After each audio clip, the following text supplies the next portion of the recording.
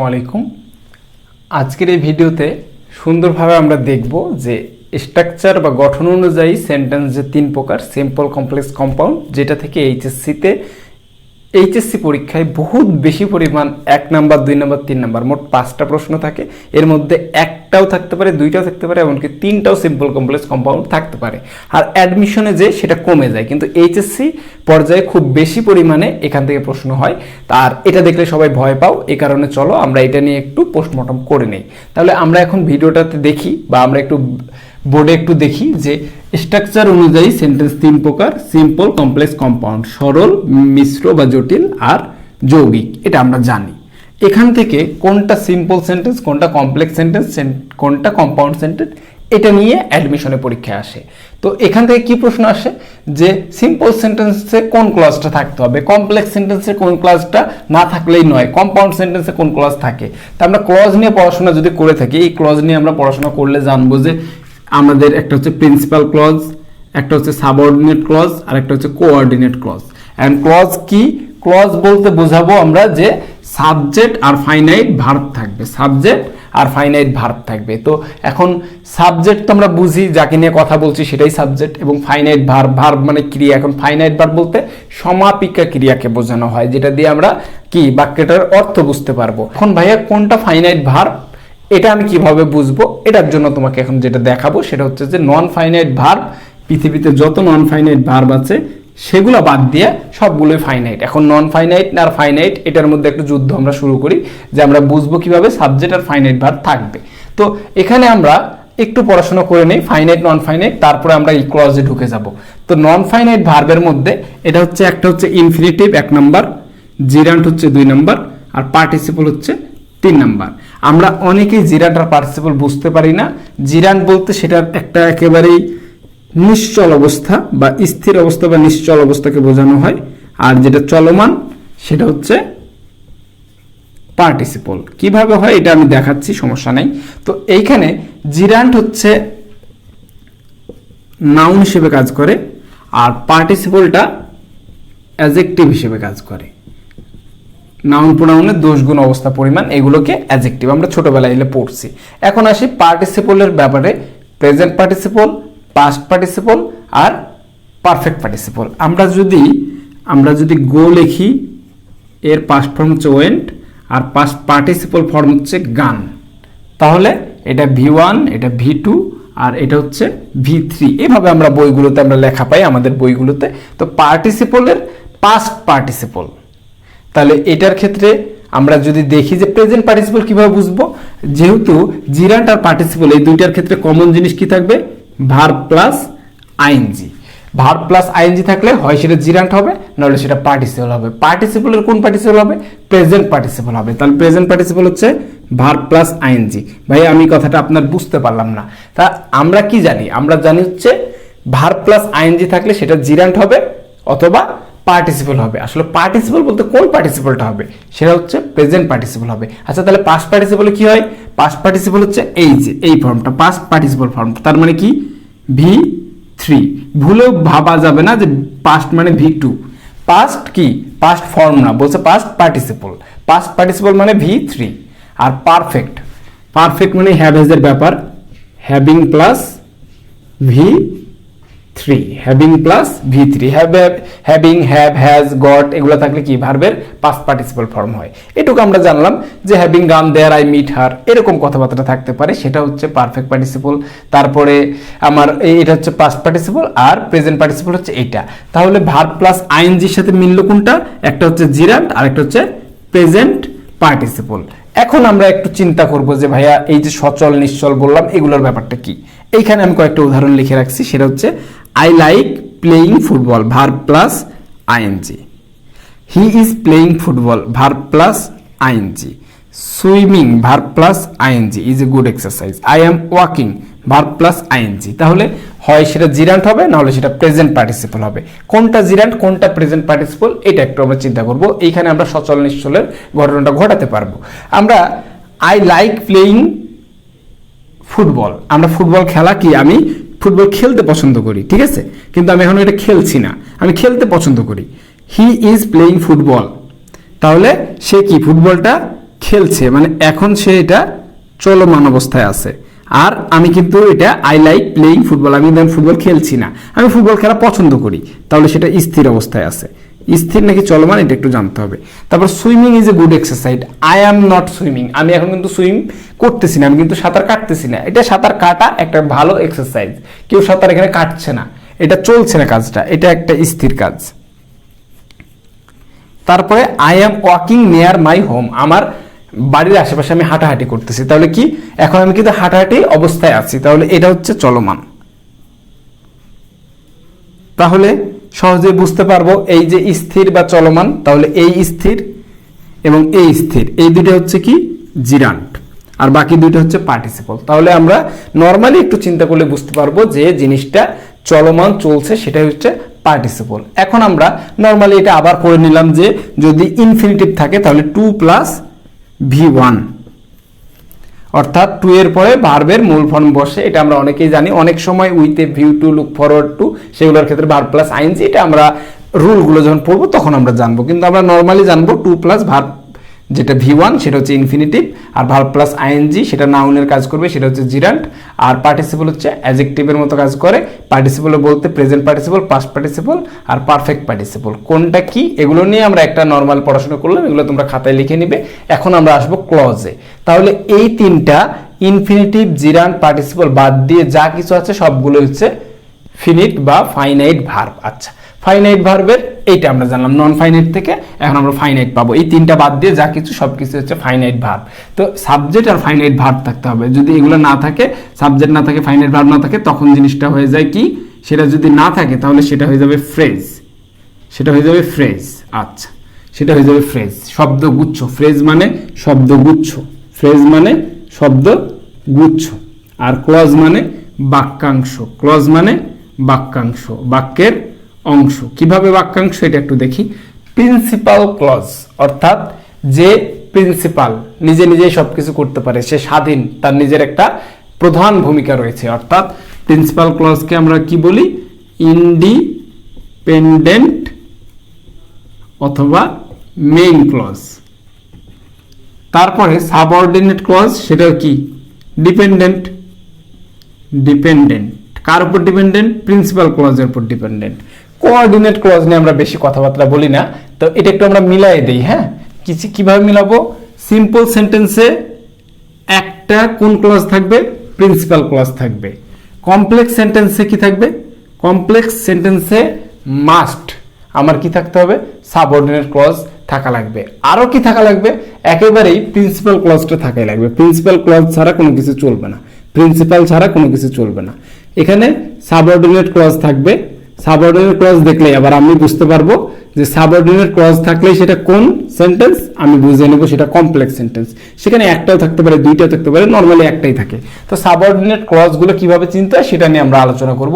Subordinate clause থাকলে সেটা complex sentence. আর compound sentence হচ্ছে প্রিন্সিপাল যে কাজ করে সে তো থাকবেই, প্রিন্সিপাল থাকবেই।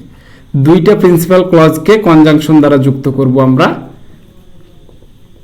তাহলে সেটা হয়ে গেল প্রিন্সিপাল। আচ্ছা, তাহলে দুইটা প্রিন্সিপালের মাঝখানে আমরা যদি কনজাংশন নিয়ে আসি, কি নিয়ে আসি আমরা, বহুল প্রচলিত কি, and, but, or, yet, therefore. ঠিক আছে, আমরা অনেক কিছুই আছে। তারপরে অরের পরিবর্তে আদারওয়াইজ বসে, ঠিক আছে, আদারওয়াইজ বসে। তো আমরা আরো কিছু থাকবে, এগুলো আমরা পড়তে পড়তে আমরা মুখস্থ করবো না, নর্মালি আমরা লিখে নিলাম যে দুইটা প্রিন্সিপাল ক্লজের মাঝখানে যদি এই কনজাংশনগুলো থাকে তাহলে সেটা কম্পাউন্ড সেন্টেন্স। কিন্তু ভাইয়া ক্লজের ব্যাপারটা বলেন, এটা যেমন সাবঅর্ডিনেট ক্লজ বললেন, এটা যেমন প্রিন্সিপাল ক্লজ বললেন, এর কোঅর্ডিনেট ক্লজটা কোথায়, কিভাবে ভাইয়া? তো এরকম যদি বসে যে he is poor but he is honest, but honest বসলেও হয়তো আমি বড় করে লিখলাম যে he is poor but he is honest. এখানে দেখো যে ভাই এটা একটা প্রিন্সিপাল ক্লজ, এটা একটা প্রিন্সিপাল ক্লজ, মাঝখানে কি করছে, কোঅর্ডিনেটিং কনজাংশন দ্বারা যুক্ত হয়েছে, তাই এটা হচ্ছে কম্পাউন্ড সেন্টেন্স। আমি এখন এটাকে ক্লজে নিয়ে যাব। কোন ক্লজ, কোঅর্ডিনেট ক্লজ। অর্থাৎ হি ইজ পোর এটা প্রিন্সিপাল ক্লজ, এর পরবর্তীতে কনজাংশন দ্বারা যে অংশটুকু আছে সেটা হচ্ছে কোঅর্ডিনেট ক্লজ, সেটা হচ্ছে কোঅর্ডিনেট ক্লজ। তাহলে হি ইজ পোর এটা হচ্ছে প্রিন্সিপাল ক্লজ, তারপরে বাট সহ কনজাংশন সহ বাকি অংশটি হচ্ছে কোঅর্ডিনেট ক্লজ। তাহলে আবার একটু সামারি করে নিই। সিম্পল সেন্টেন্সে প্রিন্সিপাল ক্লজ থাকবে, কমপ্লেক্স সেন্টেন্স কিভাবে বুঝবো, সাবঅর্ডিনেট ক্লজ থাকবে। সাবঅর্ডিনেট ক্লজের কি থাকে, অ্যাজ, সিন্স, হোয়েন, দো, অলদো, এই কথাগুলো আমরা মুখস্থ করব না, আমরা পড়তে পড়তে মুখস্থ হয়ে যাবে। ইফ, আনলেস, আরো বিভিন্ন কিছু আছে, এগুলো আমরা মুখস্থ করে নেব, সমস্যা নেই, আস্তে আস্তে মুখস্থ হয়ে যাবে। তাহলে সাবঅর্ডিনেট ক্লজে কমপ্লেক্স আর কোঅর্ডিনেট ক্লজে কম্পাউন্ড। এটা তাহলে আমরা মোটামুটি বুঝলাম যে স্ট্রাকচার অনুযায়ী সেন্টেন্স কয় প্রকার, ক্লজ বলতে কি বোঝায়, কোন কোন ধরনের ক্লজ আছে, এইখান থেকে আবার ফ্রেজ কোনটা, ফ্রেজটা আমরা সিম্পল সেন্টেন্স করব তখন আমরা বুঝাই দিব।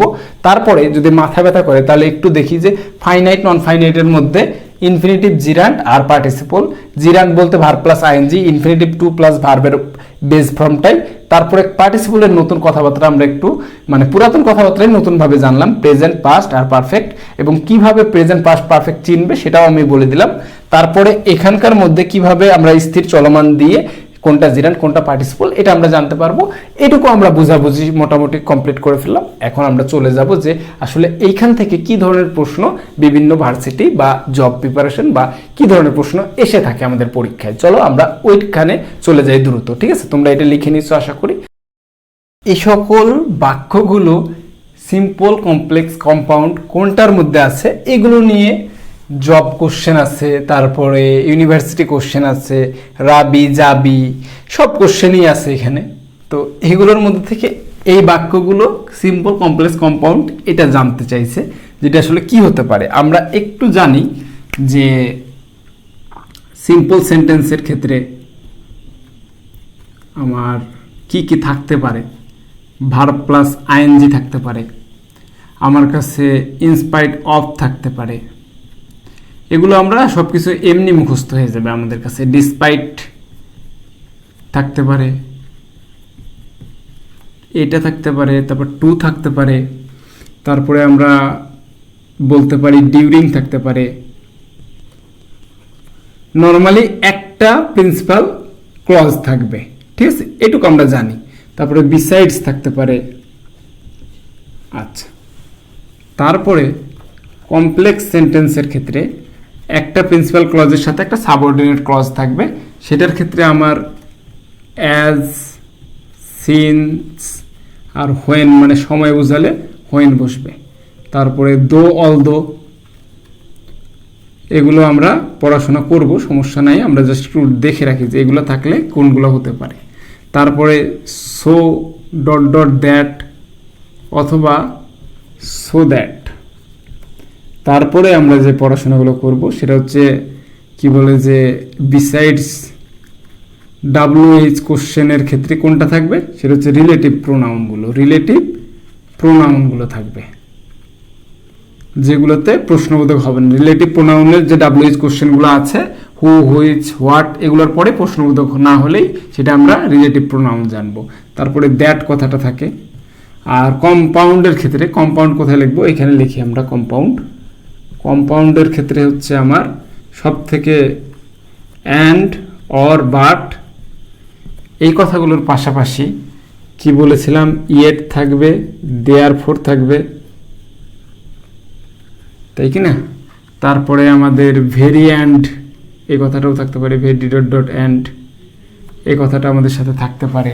তারপরে অ্যান্ড দিয়ে মোটামুটি হয়ে যায়, এই কয়টা আপাতত আমরা জানি। তারপরে not only but also, not only but also, এই কথাগুলো থাকতে পারে। আমরা এগুলো পড়বো ইনশাল্লাহ। তো আমরা একটু এগুলো মিলাই দেখি যে কার সাথে কি মিলে। এরপরে আমরা if you read you will learn, তো ইফটা পড়ে গেছে, ইফটা আমরা এখানে লিখি নাই, আমরা এখানে দিয়ে দিই যে ইফ দিয়ে দিই, আর এখানে by plus verb plus ING দেই, আবার উইথাউটও দেই, without verb plus ING. Okay, তো এগুলো আমরা সবগুলো মুখস্থ হয়ে যাবে, সমস্যা নেই। এটা খালি আমরা জাস্ট দেখি যে if you read you will learn, তো আমরা এগুলো জাস্ট কোটেশন, এগুলো দিয়ে আমরা একটু চিন্তা করব যে ইফ ইউ রিড, যদি তুমি পড়ো, ইউ উইল লার্ন, তুমি জানতে পারবে। তো ইফ ইউ রিড এটা বলে যদি আমি বসে থাকি যে ইফ ইউ রিড, তারপরে কিছুক্ষণ পর তুমি আমাকে বলবে যে ভাই এরপরে কি, আমি রিড করার পর কি হবে, মানে এটা আমার ইফ দিয়ে আমি যেটা বুঝাইছি সেটা হচ্ছে ইন্ডিপেন্ডেন্ট না, সেটা হচ্ছে ডিপেন্ডেন্ট, অর্থাৎ সাবঅর্ডিনেট ক্লজ এটা। তাহলে সাবঅর্ডিনেট ক্লজ থাকলে সেটা সিম্পল, কমপ্লেক্স, কম্পাউন্ডের মধ্যে কোনটা পড়ে? অবশ্যই সেটা কমপ্লেক্স, এটা অবশ্যই কমপ্লেক্স, কমপ্লেক্সের এক্স দিলাম। আচ্ছা, I know what his name is, I know where he live, তারপরে I know who he is. তো হু, হোয়ার, হোয়াট এগুলোর পরে প্রশ্নবোধক নাই, তার মানে এগুলো রিলেটিভ প্রোনাউন। এগুলো কি? Relative pronoun. এটা হচ্ছে রিলেটিভ প্রোনাউন, এটা হচ্ছে রিলেটিভ প্রোনাউন। তাহলে এটা কি? Complex sentence, complex, complex sentence. আমি জানি কোথায় সে থাকে, তাহলে কমপ্লেক্স সেন্টেন্স। কই গেল আরেকটা? এটা হচ্ছে কমপ্লেক্স সেন্টেন্স। ওকে, তারপরে আসি হোয়েন, যখন আই ওয়াজ রিডিং এ বুক। আমি যদি এইটুকু বলি যে when I was reading a বুক, তারপর কি? তাহলে এটা কি দাঁড়ালো? হোয়েন যুক্ত আছে, তাহলে এখানে কি দাঁড়ালো? ওই হোয়েন, এখান থেকে আমরা এই হোয়েনটা পাইছি, তাহলে এটা দাঁড়ালো কমপ্লেক্স সেন্টেন্স। হি কেম, এই কথাটা হচ্ছে আমার প্রিন্সিপাল ক্লজ, আর এই যে হোয়েন যুক্ত যেটুকু আছে সেটা হচ্ছে সাবঅর্ডিনেট ক্লজ। কিভাবে বুঝলাম ভাইয়া? সেটা হচ্ছে যে এই যে সাবঅর্ডিনেট ক্লজের যে মার্কার বা যেটা দেখলে আমরা বুঝতে পারবো সেটাও একটা কথা, আবার বুঝতে পারছি যে এটার হি কেম শেষ, সে আসছে, সে এসেছিল, শেষ। কিন্তু এটা যদি বলি তারপরে আমার একটা কথা শুনতে ইচ্ছা করে, তাহলে সেই অনুযায়ী এটা হলো ডু অর ডাই। এখানে অরটা কি? অ্যান্ড, অর, বাট, এই কম্পাউন্ড, এটা আমি পেয়ে গেলাম। তারপরে এই যে টু, এই যে টু টু, এই কোথায় পেলাম? টু টু কই পেলাম? সিম্পল সেন্টেন্স, তাহলে এটা হচ্ছে সিম্পল সেন্টেন্স, এটা হচ্ছে সিম্পল সেন্টেন্স, এস লিখলাম। There is no mother but, এই যে বাট, এখানে একটু খেয়াল রাখতে হবে। বাট মানে কম্পাউন্ড, এখানে একটু খেয়াল রাখতে হবে যে বাক্যটা কি বলছে। There is no mother but loves her child বা চিলড্রেন, যাই হোক না কেন, তাহলে কোনো মাই নাই যে তার সন্তানকে ভালোবাসে না। তো এখানে আমরা যদি ট্রান্সফরমেশনে যাই, তাহলে there is no mother who does not love, who does not love, এখানে কি বসতো? Who does not love. তো এটা ইনার মিনিং কিন্তু এটাই, বাটের পরে আবার কিন্তু একটা ক্লজ নাই, আবার একটা ক্লজ নাই। ক্লজ থাকলে এখানে সাবজেক্ট থাকতো, তারপরে একটা ভার্ব থাকতো, তাই না? তাহলে সাবজেক্ট আর ভার্ব থাকতো, সেটা কিন্তু তার এখানে নাই। তাহলে there is no mother but loves her child, এখানে এই বাটটা কম্পাউন্ড হবে না, এটা কমপ্লেক্স হবে। এই কমপ্লেক্সটা এখানে লেখা আছে আর কি। এই জিনিসটাই আর কি একটু খেয়াল করতে হবে যে আসলে কি বোঝানো হচ্ছে বা কি বোঝাতে চাচ্ছি, সেটা নিয়ে আমাদের একটু জানতে হবে।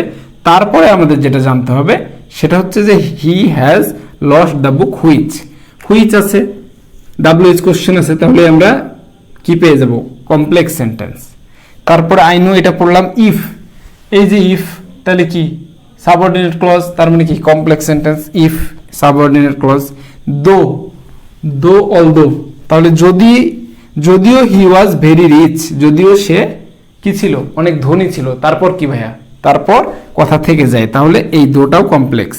Killing the bird, the old man brought bad luck to the crew. এখানে দেখি যে কিলিং দ্য বার্ড, এই কথাটার জিনিসটা দেখি যে কিলিং দ্য বার্ড, এখানে আমার ক্লজ থাকতে গেলে সাবজেক্ট আর ফাইনাইট ভার্ব থাকতে হবে।